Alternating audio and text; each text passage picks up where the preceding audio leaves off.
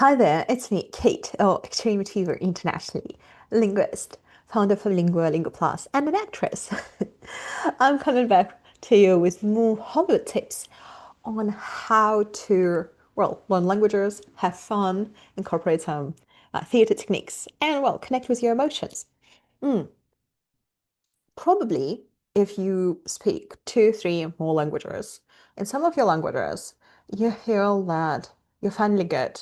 Your grammar is good, vocabulary is good, perfect. However, what you are saying, what you're trying to convey, especially in your personal relationships, doesn't actually impact people emotionally. Like they can't connect with you in that language. Maybe you also can't connect with yourself in that language because that language kind of like becoming your functional language. Maybe it serves as an emotional buffer when you feel strong emotions in one language, maybe in one of your more fluent languages, in the language you're trying to convey your ideas, you just don't feel the strong emotions for some reason.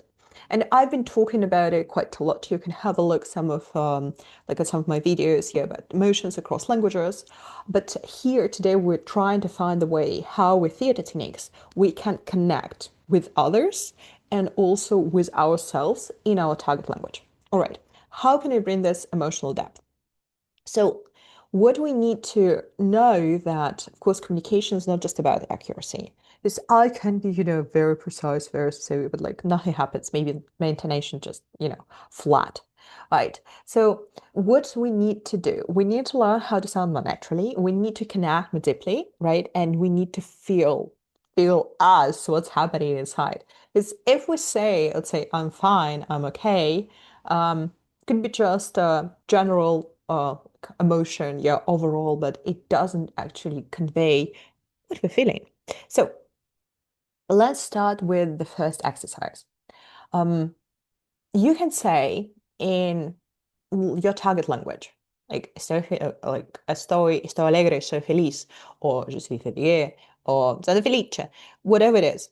What you can say if you pick a phrase, um, you can say as if you are really excited, right? Or maybe as you're heartbroken, or maybe you're lying, maybe you're hiding something. Because the voice carries your mood, like your emotion.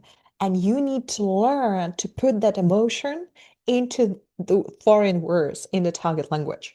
And that while you're doing that, you can film yourself. You can record yourself just playing around. You may even like show it to your friend, to your tutor, to your peer, just to feel the difference and ask them like, what do you notice? What I meant there, like emotionally, what is my subtext?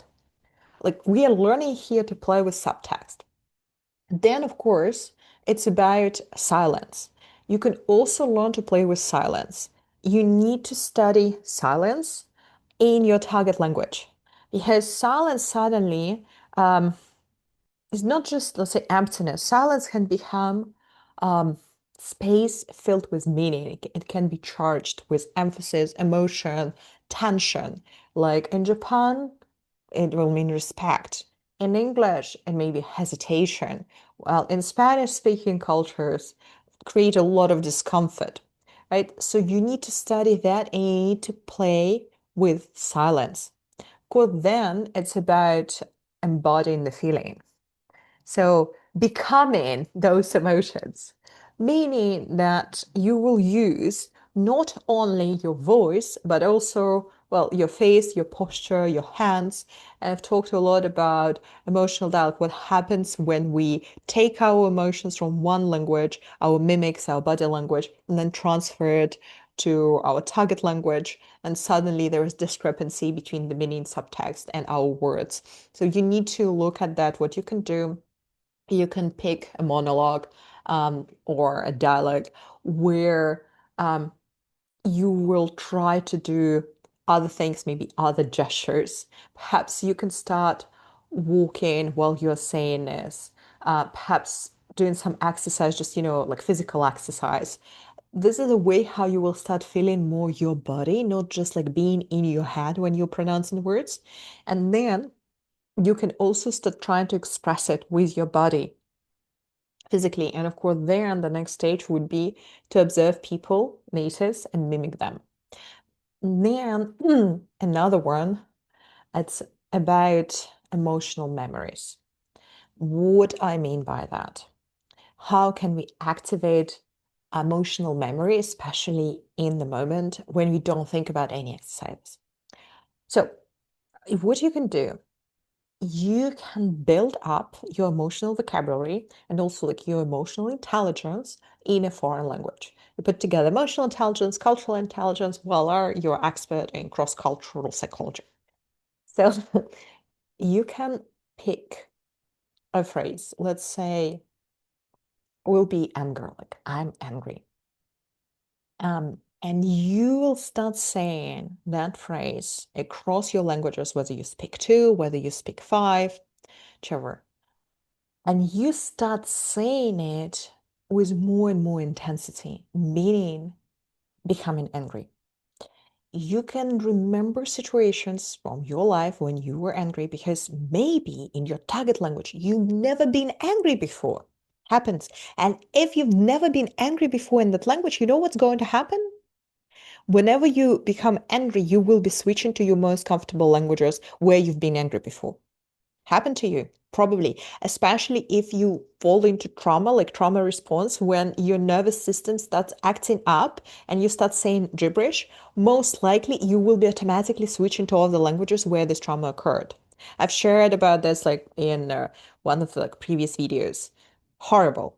So what you need to do is in safe space, learn through those emotions, intense emotions, in your target language. If you do that, guess what? Your neurons, like your nervous system, will register that experience. And when in real life something happens that kicks in, there's, strong emotion of anger or maybe joy, you will be able to connect your words in the target language to your emotions and express it actively, which is beautiful because suddenly you don't need any more your most like comfortable language and you can go directly to your target language to express emotions. And of course, well, last but not least, it's about connecting with language alter ego. So your personality in that language and culture. What you need to do is, I think, choosing a scene, choosing context like role play. Maybe it's a situation, again, you've never been before in that language. Maybe it's about comforting a friend. Maybe it's about losing something, force majeure situation where you are panicking. Maybe it's like falling in love, whatever it is. Try to get into that again, revoking memory, maybe such experience or imagining such an experience in that language and try to attune to a culture. What would you do in that language and culture based on the context and the people and the rules and norms? And see what happens. You can also record yourself. And then you can play it maybe in different languages and see, based in different languages, how you would actually, uh, act, what you would do, your decisions. Because decisions can be slightly, influenced by our language and culture based on the context, right? Because it's worldview. And then pretty much what you can do, you can practice with emotions every day. Maybe you can spend a few minutes, right? Playing around with tongue twisters, in a dramatic voice, like negative emotions, positive emotions. You could also, as I said, work on different wheels of emotions or different tables here that highlight most common emotions, core emotions, and then first, second, third levels of emotions.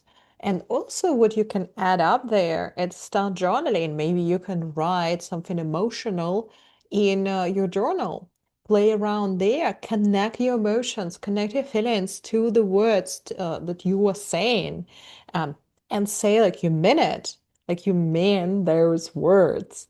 Um, and hopefully, Very soon you'll start really feeling them, and other people around you, those who speak in that target language of yours, will be able to connect with you on a much better, deeper level. Well, if you like this video, subscribe, like, and watch new videos. See you soon. Bye.